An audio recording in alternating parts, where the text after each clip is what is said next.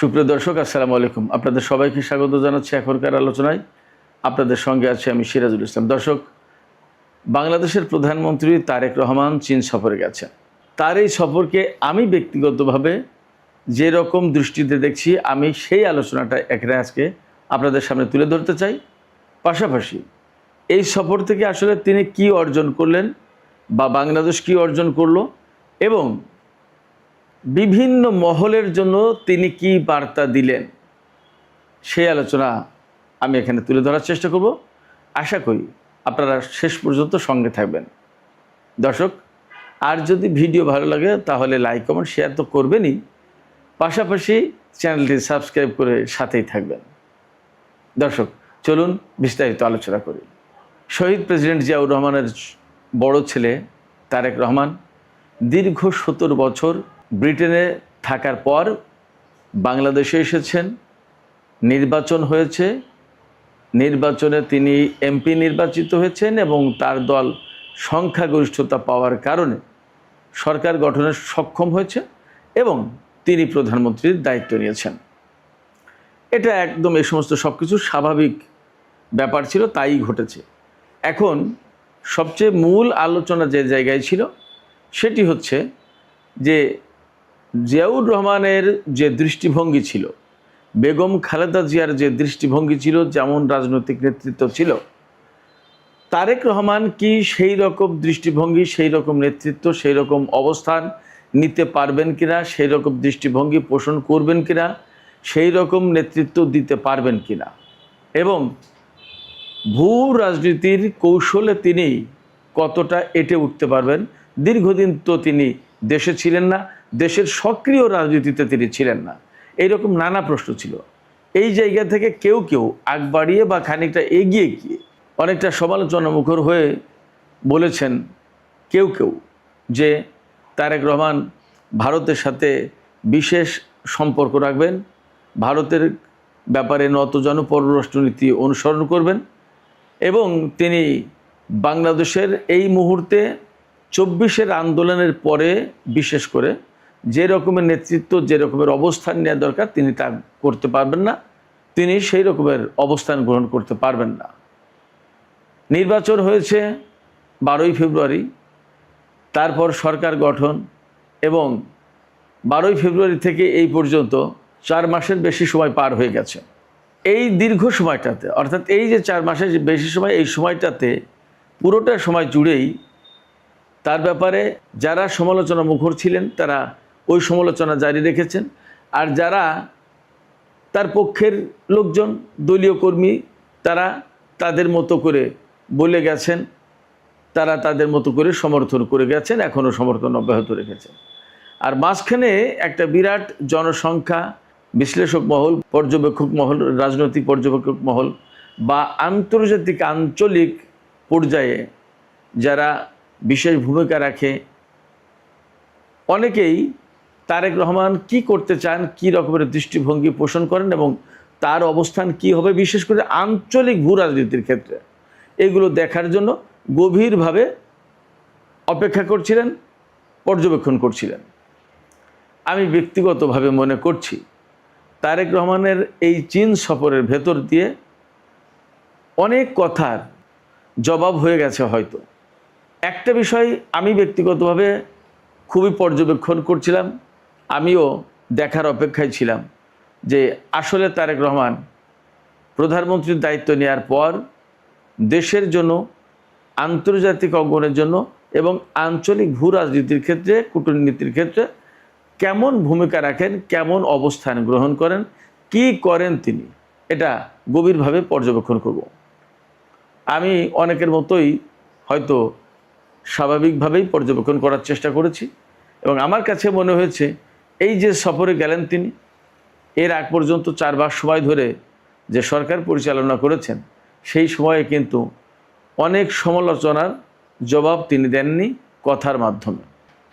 এই 4 মাস সময় পরে তিনি যখন বলা যায় একেবারে প্রথম সফরেই চীন গেলেন, যদিও মালয়েশিয়া হয়ে গেছেন, কিন্তু কার্যত নানান কৌশল, নানান প্রেক্ষাপট মাথায় রেখে বিবেচনা করে সেখানেও আর এক রকমের কৌশলী ভূমিকা তার ছিল। এই সমস্ত মাথায় রেখে বিবেচনা করে তিনি মালয়েশিয়া হয়ে চীন সফরে গেছেন। এই যে চীন সফরে গেলেন, তিনি এই চীন সফরের ভেতর দিয়ে তিনি অনেক কথার, অনেক সমালোচনার জবাব দিয়েছেন। কথা দিয়ে তিনি কোনো সমালোচনার জবাব দেননি। এই ব্যাপারে তিনি কোনো কথাই বলেননি। তাকে যে ভারতের ব্যাপারে নতজানু পররাষ্ট্রনীতির কথা বলা হচ্ছিল, যে তিনি নতজানু পররাষ্ট্রনীতি গ্রহণ করবেন বা করেছেন, ভারতের কাছে দাসখত দিয়ে তিনি ক্ষমতায় এসেছেন, নানা রকম কথা ছিল। এটা আমিও বোঝার চেষ্টা করছিলাম আসলে তিনি কি করেন, কি বলেন। বিএনপির পক্ষ থেকে তার লোকজন, তার নেতাকর্মীরা নানা রকমের নানা কথাবার্তা বলেছেন, কিন্তু তারেক রহমান এই ব্যাপারে তেমন একটা খুব কিছু বলেননি। বরং আমার মনে হয় যে তিনি অপেক্ষায় ছিলেন যে কথায় নয় কাজেই জবাব হবে। ওই যে কবিতা আছে না, কথায় না বড় হয়ে কাজে বড় হবে। তিনি কাজের ভেতর দিয়ে, বাস্তবতার ভেতর দিয়ে তিনি তার জবাব দিয়েছেন। রবীন্দ্রনাথের একটা গান আছে, সম্ভবত এটা কবিতাও হতে পারে, গান তো আমি শুনেছি, যে অনেক কথা যাও যে বলে কোনো কথা না বলে, তোমার ভাষা বোঝার আশা দিয়েছি জলাঞ্জলি। এই যে চারটা লাইন, এই চারটা লাইন কিন্তু খুব দার্শনিক তত্ত্ব আছে। আবার অনেকে হয়তো রবীন্দ্রনাথের নাম শুনে আবার অনেকে ভাবতে পারেন যে যারা রবীন্দ্রনাথকে পছন্দ করে না তারা হয়তো বলতে পারেন যে রবীন্দ্রনাথের একটা উদ্ধৃতি টানলেন সিরাজ ভাই।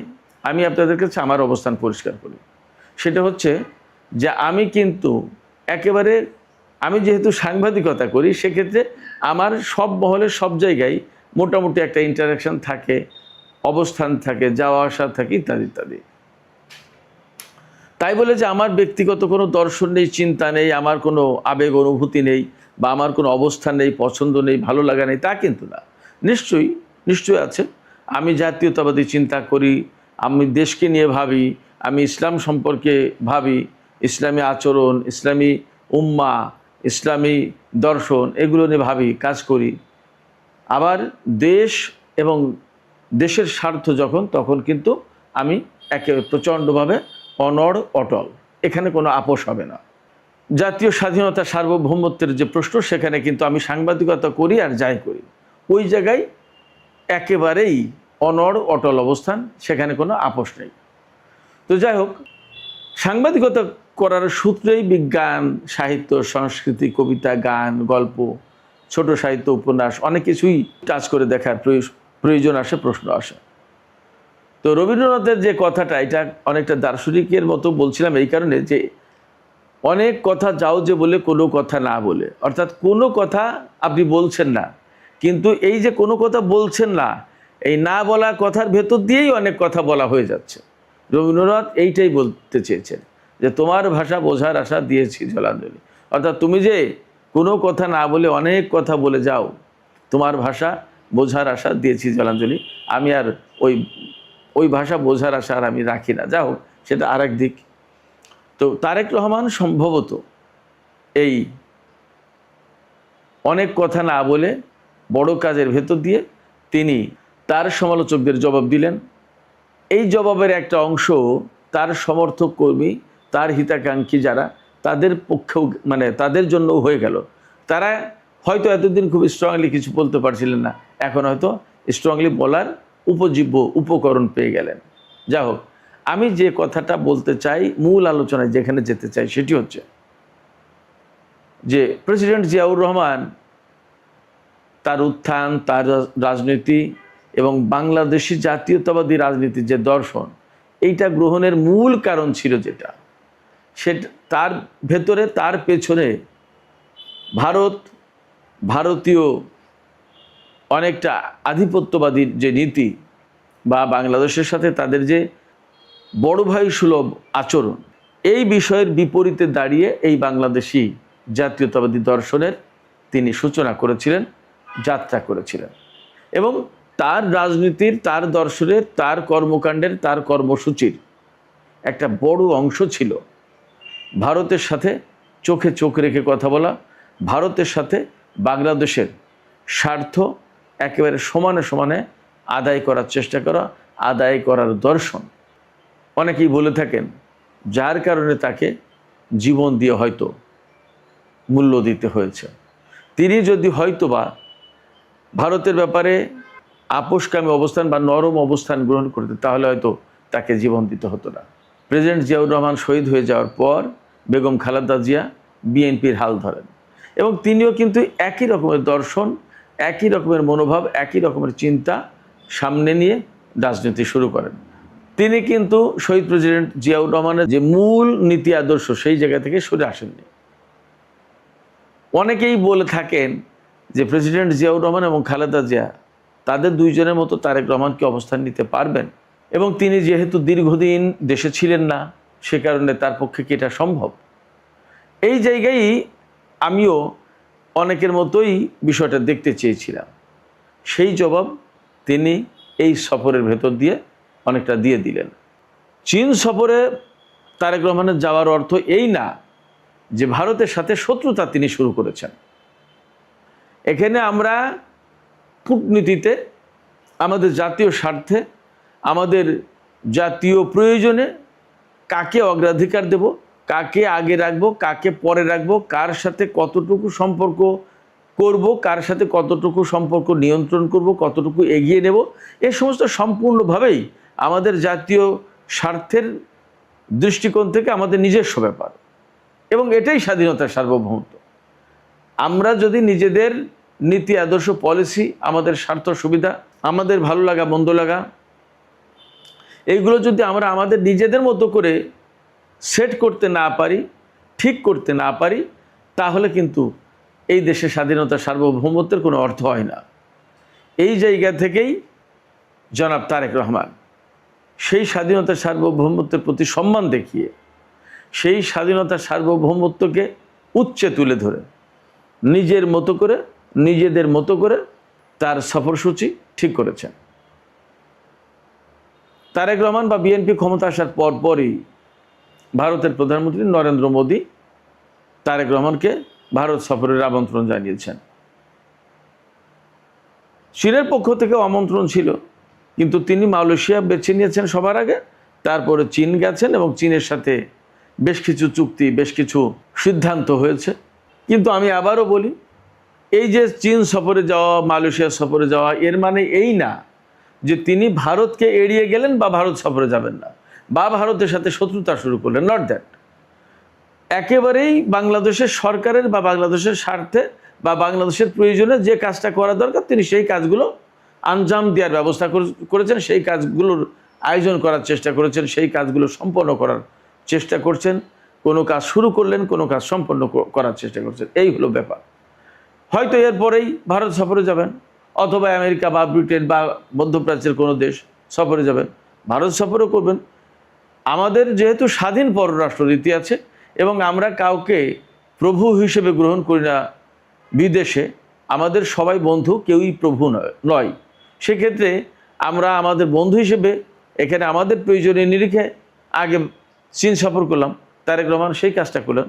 যখন প্রয়োজন হবে, যখন আমাদের যে স্বার্থের প্রশ্ন, হয়তো ভারতের সাথে আমাদের যে সমস্ত বিষয় আছে সে সমস্ত বিষয়ে কাজ করার জন্য আরও হোমওয়ার্ক প্রয়োজন, সেই হোমওয়ার্কগুলো করে একটা সফরে গেলে সেখানে তো আমরা যা যা করতে চাই, আমরা কি পেতে চাই, তাদেরকে আমরা কি দিতে চাই, এগুলো নিয়ে তো হোমওয়ার্ক করতে হয়, ডিটেলস একটা ধারণা থাকতে হয়। এই ডিটেলস ধারণা এবং এই ডিটেলস হোমওয়ার্ক করে এরপরে ভারত সফরে যাবেন এবং ভারতের সাথে আমাদের লেনদেন কোথায়, আমাদের কোথায় কি বোঝাপড়া, আমাদের কোথায় কি সমস্যা, আমাদের কোথায় কি সমাধান, তারা আমাদের কাছে কি চায়, আমরা তাদের কাছে কি চাই, আমাদের ভেতরে কোনো রকমের টানাপোড়েন, কোনো রকমের সংকট সমস্যা থাকলে সেগুলো সমাধান করতে হবে, কিভাবে সমাধান করা যাবে তার প্রস্তাব দেওয়া হবে, ইত্যাদি ইত্যাদি, সবই হবে, কোনোটাই বাদ যাবে না। এবং মনে রাখতে হবে যে ভারত কিন্তু আমাদের একেবারেই নিকটতম প্রতিবেশী। আমি গত পরশুদিনের ভিডিওতেও বলেছি যে আমাদের তিন দিকে যেহেতু ভারতকে মাইনাস করার সুযোগ কিন্তু আমাদের নেই।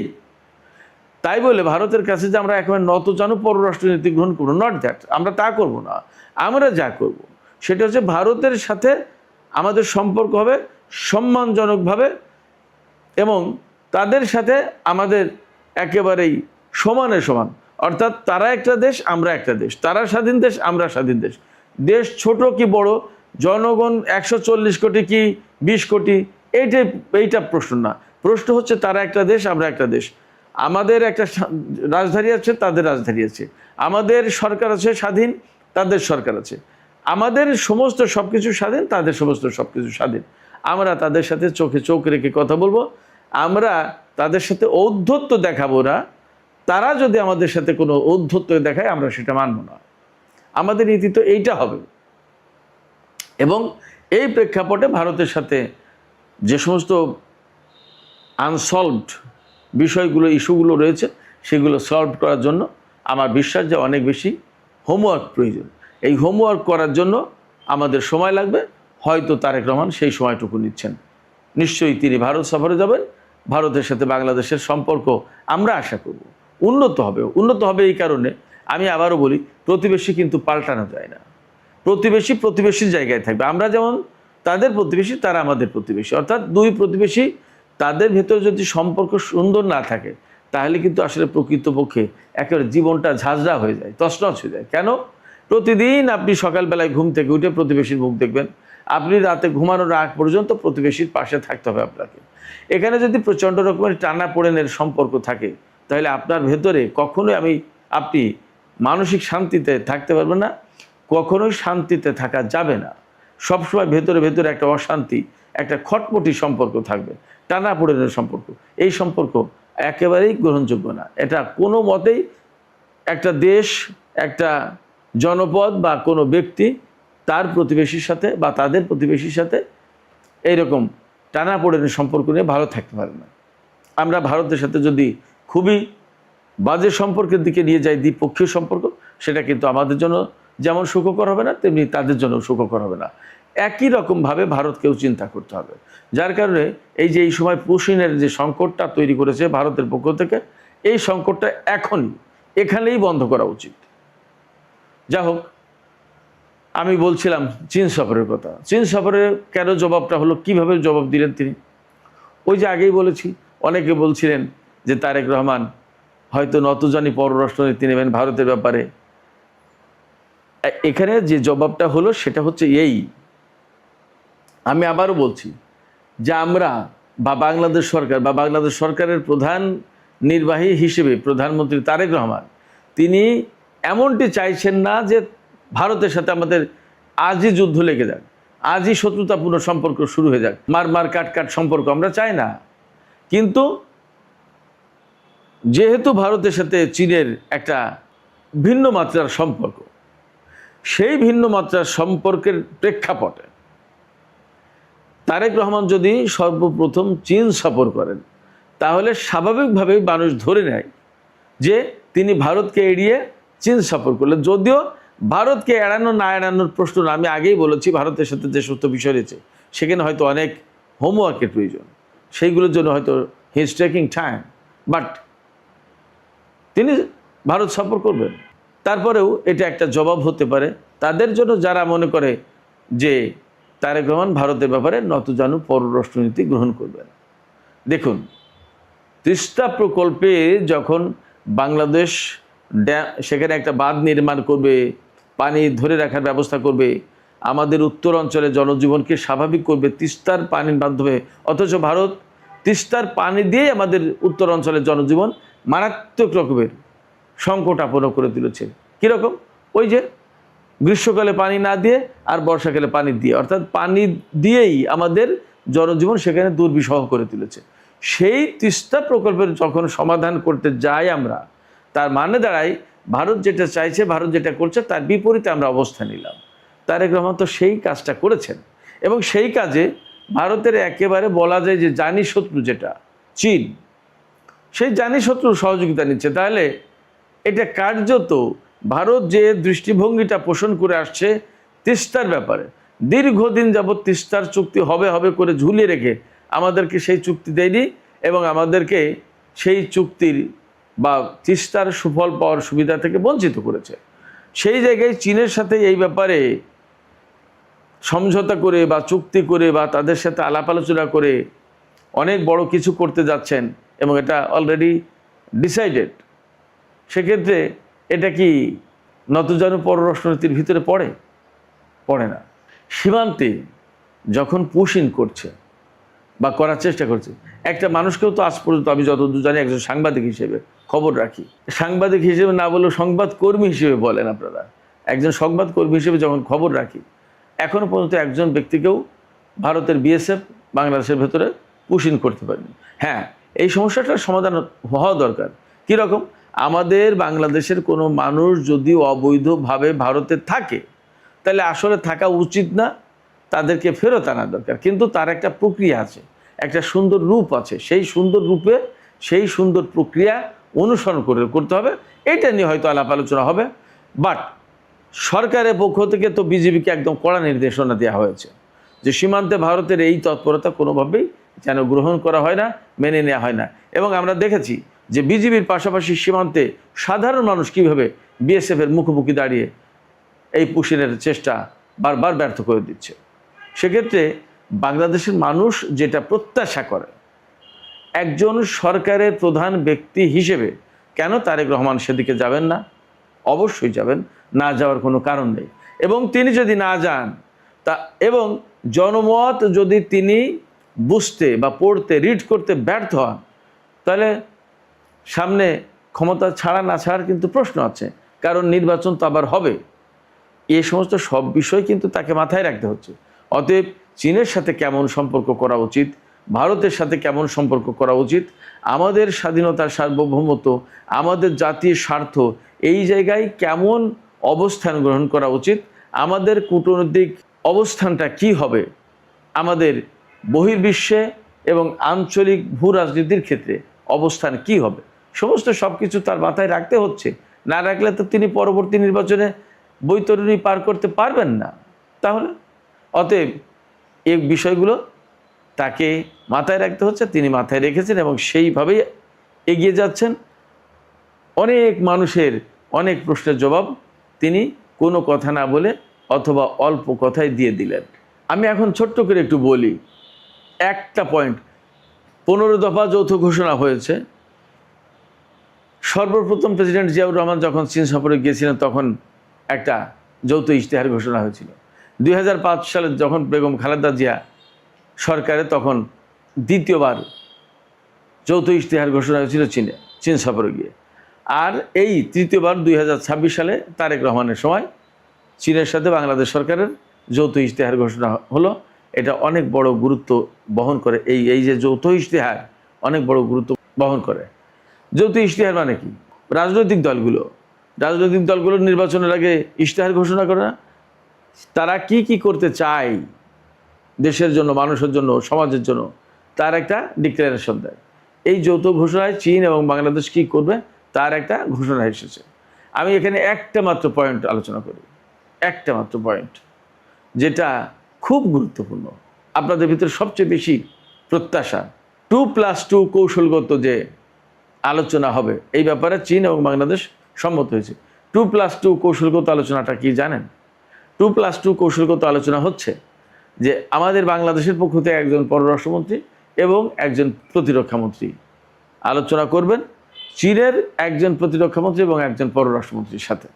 অর্থাৎ এই যে 4 জন মন্ত্রীর একটা বৈঠক, এক অনুষ্ঠানে এক বৈঠকে এই 4 মন্ত্রী বসবেন এক টেবিলে, এ পাশে 2 জন, ওই পাশে 2 জন।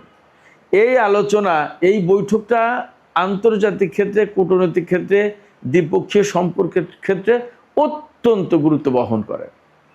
এই আলোচনায় কি কি হবে? এই যে 2+2 কৌশলগত যে আলোচনা, সেখানে সামরিক কৌশলগত বিষয় নিয়ে আলোচনা হয় এবং সামরিক কৌশলগত সহযোগিতা বাড়ে। এই রকমের আলোচনার প্রেক্ষাপটে 2 দেশের ভেতরে যৌথ মহড়া, সামরিক সহযোগিতা, প্রশিক্ষণ, অস্ত্র ক্রয়, প্রযুক্তি বিনিময়, এগুলো বাড়ে এবং এগুলো সহজ হয়। আঞ্চলিক নিরাপত্তা নিয়ে সমন্বিত কোঅর্ডিনেটেড অবস্থান গ্রহণ করা সহজ হয় বা গ্রহণ করা যায়। সাইবার নিরাপত্তা এবং সন্ত্রাসবাদ দমন নিয়ে আলোচনা হয়, কর্মসূচি গ্রহণ করা হয়, পারস্পরিক সহযোগিতা বাড়ে। সামুদ্রিক নিরাপত্তা এবং গোয়েন্দা তথ্য বিনিময় জোরদার হয়। দীর্ঘমেয়াদী ও কৌশলগত অংশীদারিত্ব বাড়ে। খেয়াল করুন, যদি এই নিরাপত্তা এবং কৌশলগত অংশীদারিত্ব বাড়ে, তার মানে দাঁড়ায় প্রতিরক্ষা সহযোগিতা আরও বাড়বে, বিস্তৃত হবে।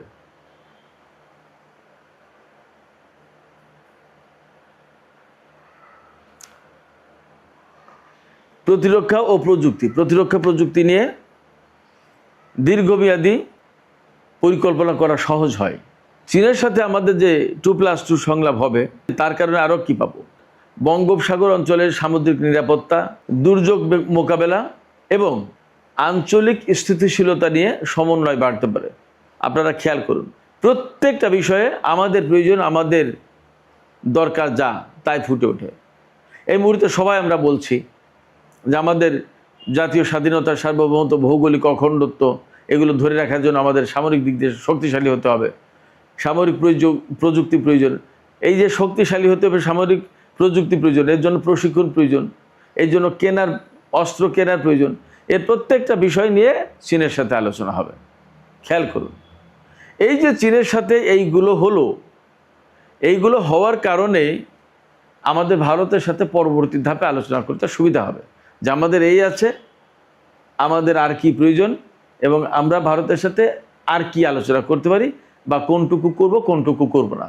এবং আমাদের চীনের মতো একটা শক্তির সাথে যখন আমাদের এইরকম সমন্বয়, সহযোগিতা বেড়ে যাবে, তখন ভারতের সাথে চোখে চোখ রেখে কথা বলতে তো আমাদের জন্য আরও সহজ হবে। ফলে